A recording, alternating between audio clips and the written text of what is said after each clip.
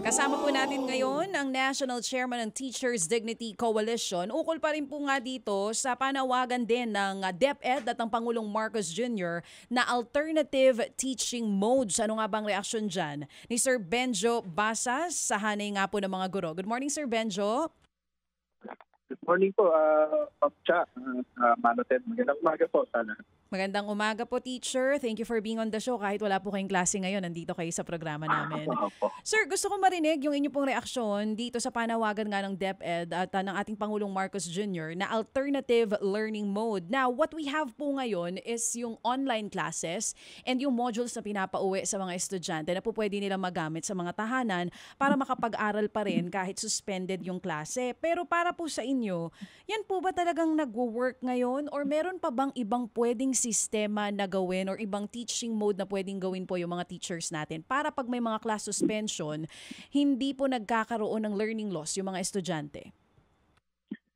Well, una, yung panawagan po na binabanggit, no, meron naman na po tayo, may policy intact po tayo tungkol dyan. Meron po tayong tinatawag po natin na alternative delivery modes. No? Yun nga, binabanggit niyo po, Ma'am Cha, yung online or modular, no? And then meron din tayong pag binasa po natin, ano, pag tinignan po natin yung policy ng DepEd ever since mula ng panahon ng pandemic, meron pa nga tayong TV instruction, meron tayong radio-based instruction, ano po. Marami po tayong mga ganun, ano. But mainly ang nagagamit lang po talaga natin yung modular at saka online. Tapos hindi pa siya ganoon katiyak, no, at hindi rin effective. No? At napatunayan na natin na hindi effective yan, ano.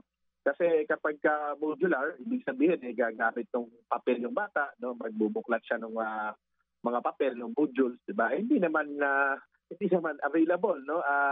Usually yung modules po, no, sa ating mga bata, ang ginagamit din po namin ito alam naman ito ng DepEd, no, wala tayong mga textbooks, no, sa mas maraming mga subjects sa mas maraming mga grade levels, di ba?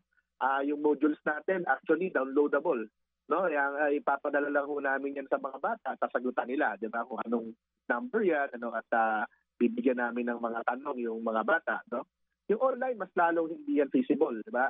Sa mas maraming pagkakataon, Ma'am Cha, no? Sapagkat walang kuryente, no? Maaring bumabaha yung bahay, no?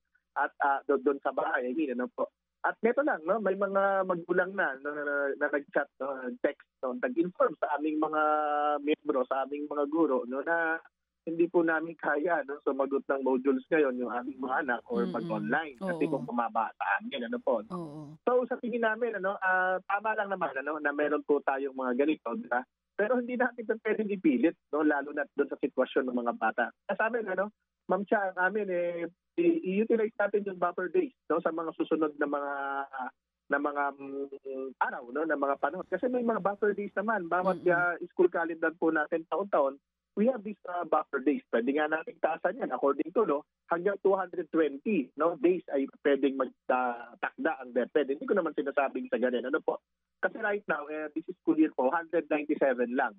No, ang binabagit din po ng DepEd, pwede lang mag-makeup class kasi yung statements po ng DepEd leading, to the conduct of make-up class. 'Di ba? Ang presidente naman ay state yung sinasabi niya paano raw, no, magkakaroon, ano, ng recovery, no, ng learning losses because of the suspension. Ano po, no? Sa tingin namin yung makeup class, lalo na pag Saturday makeup class, ay hindi yan effective, no. Nakikita ho namin yan, no. Minsan kalahati lang talaga, no, yung pumapasok, no, kapag meron tayong Saturday makeup classes. And of course, no, ang DepEd rin mismo meron siyang policy, no, na bawal nga sitting assignment, no, ay pinagbabawal po ng Department of Education yan on weekends, no. Tapos mag-makeup class tayo ng Sabado, di ba? May mga rason, no, kung bakit hindi na po ito i-utilize as class days. Ito pong Sabado. Maliban, ano, doon sa mga extremely, no, necessary po, no, na mga pagkakataon at kailangan na po natin, ano po, na mag-makeup class. Oo. So, Sir Benjo, hindi po kayo sang-ayon dun sa Sabado na makeup classes. Ang mas gusto nyo e-extend yung school days natin? Ganun po ba iyon? Para dito sa mga nawalang araw na may bagyo? Not necessarily extend ngayon, ano, Ma'am Cha. Kasi ngayon, nasa first quarter pa lang tayo. Katatapos nga lang ng first month. Diba? Ibig sabihin, we still have these buffer days. no? Take note, 180 po, no, ang binabanggit ng DepEd ever since. Mula nung naging teacher ako, no, ang alam ko po, no, na sinasabi ng DepEd, hindi na pwedeng magalaw yung 180 days. 'Di ba? Pag nagalaw yung 180 days, that's the time, no, that we can consider, no, yung makeup classes or yung alternative delivery modes, no?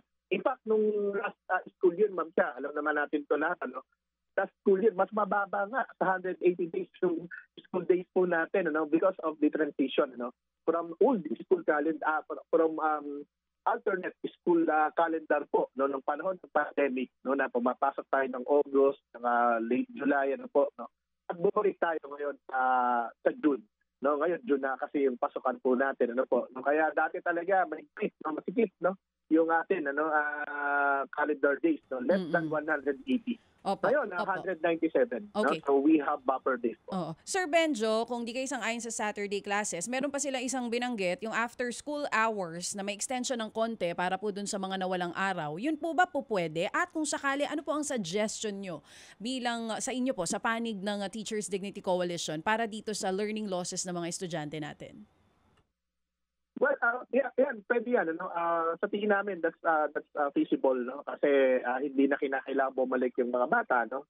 Yung mga teacher, mag-extend. No? Bibilangin natin, ano naman siya, kinakailangan, gamit tayo ng konting mathematics to dito.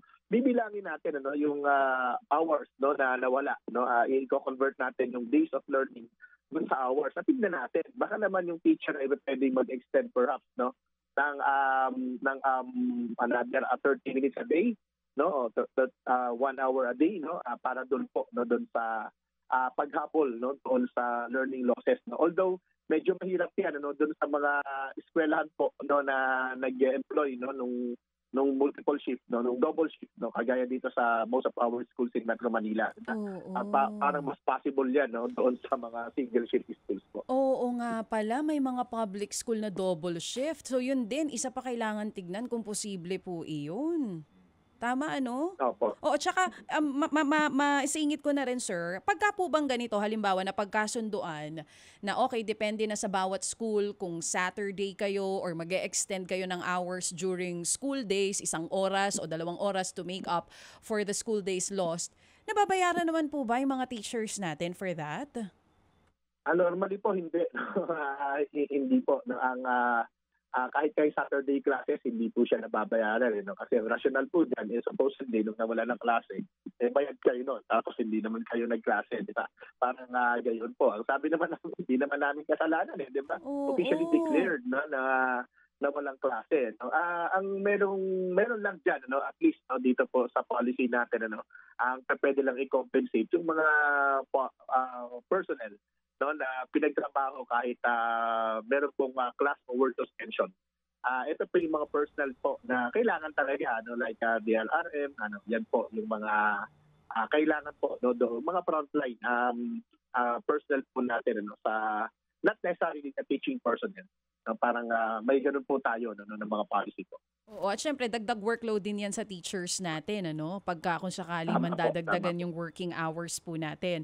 So, ngayon sir, with all that you have said po, pati yung pong naging suggestion ninyo na mas feasible gawin, yung i-add na lamang yung oras ng klase during weekdays instead of Saturday, kasi base nga po sa inyo, mismo sa eskwelahan kung saan po kayo nagtuturo, pag Saturday class, kalahati lang ang uma-attend, mas marami pa rin po ang hindi pumupunta. But long-term solution po, kasi sir, yung pagdating ng mga bagyo at ibang sakuna, mukhang hindi talaga natin mapipigilan. Naiintindihan natin dun sa mga lugar that are hardly affected nito pong mga bagyo. Pero dun sa mga lugar na kaya po yung halimbawa alternative module or face-to-face, ano pa kayang pwedeng i-improve ng gobyerno natin? Nabanggit nyo rin po kasi kanina, imposible yung online dahil baka walang kuryente sa iba or yung gadget din ng mga bata. Tama po. Well, Ma'am Cha, yung modular, no, sa tingin namin ay pwede naman yan, no, basta na pag-uusapan po prior, no, to the suspension of classes or prior to the conduct of the modular class, no. Kasi ang problema natin ngayon, no, parang ina-expect po ng DepEd, ina-expect ng lahat, no, na kapag ka nag-suspend ng klase, ay makakapag-shift kagad sa modular. Eh, hindi po gayon yun. Ano po, dahil meron po kaming klase na sinusunod, may mga plano kami na sinusunod. Oo. Kapag biglang nagsabi yung local chief executive na walang pasok, diba, paano yan? No? Yung bata ba, may hawak ba siya na module, no? Right away? Diba, kumbaga, communicate ba kagad the teacher, yung bata, na ito yung gagawin natin, ano? Pero ang pwede rito, Ma'am Chia, kung meron nga tayo talaga ng mga libro, kung meron tayong mga gamit, no, ng mga bata na pwede nilang gamitin kahit sa distance learning na tinatawag po natin, at po ay magagawa natin to. O kaya yung lost days, no, yung lessons, no, na hindi natin natackle, ay pwede natin ibigay sa mga bata pagbalik natin. No, pagbalik natin. So the teachers can really, no, can adjust po talaga, di ba? Halimbawa, to illustrate this, Ma'am Cha, no, kung ang lesson ko ngayon ay tungkol sa pananakop ng mga Espanyol, ano po, tapos biglang nag-suspend ng klase. Pagbalik po ng ating face-to-face classes, ituturo ko yun. Di ba? Pero dahil nga nabawasan, ano po, pwede yung susunod na topic ay ibibigay ko as modular para mahapon po natin. Ano po? Pwede naman po yun. Ano po? Pagbalik ng mga bata, check natin yung trabaho nila. E bibigyan natin sila ng ibang parts ng lesson, no? Reflection, summary, etc. No? But pwede naman po talaga yun. Part yan nung kahit ang DepEd meron pong ganyang policy, no? Yung learning and service continuity plan, na kinakailangan po ay meron po, no, doon sa ating mga eskwelahan. School-based ito, Ma'am Cha, no? Kasi di naman yung ibang suspension ng classes granular, no? Sa isang barangay lang, sa isang eskwelahan lang, no? Pero pwede naman po itong gamitin talaga, no? Not to resort, no, agad, no, doon sa Saturday makeup classes. Oo. Sir Benjo, dun po ba sa lugar kung sa kayo nagtuturo, binaha din po ba? Marami ding teachers ang binaha po dyan? Well, kami mismo binaha, no, dito po sa aming bahay, no, sa Caloocan, ano po. No, at yung marami po sa aming mga teacher, halimbawa sa school ko po, no, Caloocan High School, marami po sa mga teachers po namin ay umuwi sa May Kawayan, sa Marilao, even Santa Maria. Diba? Yung mga bahain po yan. Nung Lunes po, bumaha yung NLEX. Diba? Yung NLEX, no, so nag-standard po yung mga tao dyan. Ano po. Ganun po kasi, no, yung effect yan. At least yung mga bata, nakatiriyan sa mas malapit sa mga komunidad. Pero take note, no, marami pa rin komunidad sa amin sa Caloocan, binaharin po, no, nung mga nakaraang araw po. Ang sabi po kasi ni Sec Angara nitong nakaraan, magbibigay daw po ng mabilis na suporta ang DepEd sa mga lugar, sa mga teachers, maging sa eskwelahan na binaha po nitong nagdaang mga araw. Nararamdaman na po ba yan dyan sa area nyo? Honestly, baka hindi ko lang po nabalitaan. Ano po, no? Ang nakikita ko doon sa mga evacuation centers, may mga dinadalaw din naman po tayo, no? Ay mga LGUs talaga, di ba? So, hindi naman natin kasi na-expect din, ano? Na may ayuda yung DepEd, di ba? Kasi hindi naman trabaho ng DepEd yan. LGUs, DSWD, doon sa mga schools lalo na ginawa evacuation centers po. Opo, sige po. So Sir Benjo, ito na lang po. Ano po ang inyong inaasahan sa SONA kung kayo po ang tatanungin sa inyo pong panig? Well, siguro to resolve this problem, no, Sir Ted, no, itong issue ng baha, no, kailangan talagang ma-enhance natin yung flood control, no, sa buong Pilipinas. Diba? Kasi binanggit din ng Pangulo ng karang SONA at dapat ngayon singilin din po natin ano nangyari doon sa sinasabing flood control. Kasi alam nyo, isip yung DepEd, yung mga LGUs natin, kung anong gagawin dahil ngayon, konting ulan ba, di ba? Naikukumpara yan ng ating mga kababayan. Dati daw, kahit signal number 2, may pasok. Sobrang ang lakas ng ulan, may pasok. Ngayon, konting ambol lang, bumabaha na. Iba na po talaga ngayon. Kaya mahirapan po tayo, pati yung learning continuity plan ng DepEd ay nasisira. Siguro isa po yun, Manoted.